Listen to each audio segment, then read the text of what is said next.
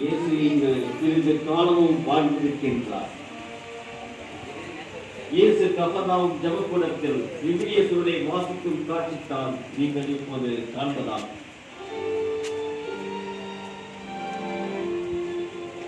இப்போது கபர்நகூம் நகரிலிருந்து கலிலேய கடலோரமாய் நகர்ந்து வருகிறது. கலிலேய கடலில் வலை வீசி மீன் பிடித்த மீனவர் இருவருடன் படகில் இயேசு அமர்ந்திருக்கிறார்.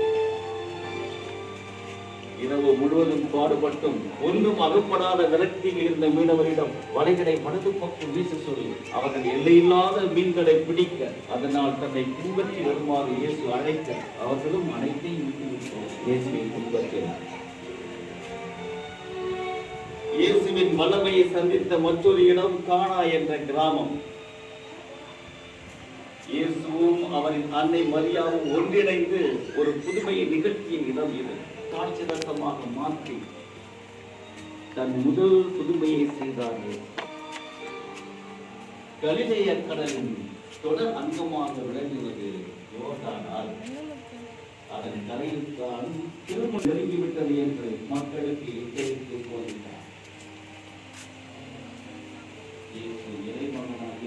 தன் முன்னோடியான திருமுழுக்கு யோவானிடமே கடவுளின் திட்டம் நிறைவேற வேண்டும் என்று திருமுழுக்கு பெற்றுக் கொண்டார்.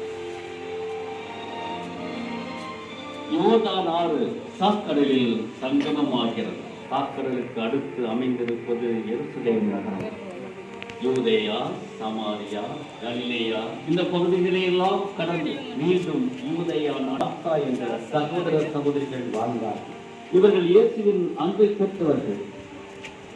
இவர்களில் லாசர் என்பவர் இறந்து போக அவர் இறந்து 3 நாட்கள் ஆகியிருந்தும் இயேசு கல்லறைக்கு சென்று கல்லறையை மூடியிருந்த கல்லை நகர்த்தச் சொல்லி, லாசரே வெளியே வா என்று சொல்லி இறந்து போயிருந்த லாசரை நிறுத்தினார்.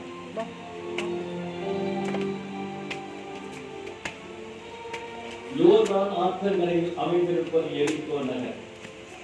எரிகோ நகரின் அருகிலுள்ள கும்ரான் குகைகளில் எஸ்ரீன் என்ற துறவியர் வாழ்ந்து வந்திருக்கின்றனர். அவர்கள் தங்களின் முக்கிய பணியாக திருநூலை தோல் சுவடிகளில் வடிவம் வைத்தனர். அவர்கள் எழுதி வைத்த மிக பழமையான விவிலிய தோல் சுவடிகள் புது வடிவத்தில் வைக்கப்பட்டிருப்பதை நீங்கள் காணலாம். அடுத்து இந்த பூமி பயணத்தின் இறுதி கட்டமாக சாக்கடலுக்கு வந்திருக்கின்றனர். இந்த நீரில் உப்பின் அடர்த்தி மிக அதிகம். 34% உப்பினால்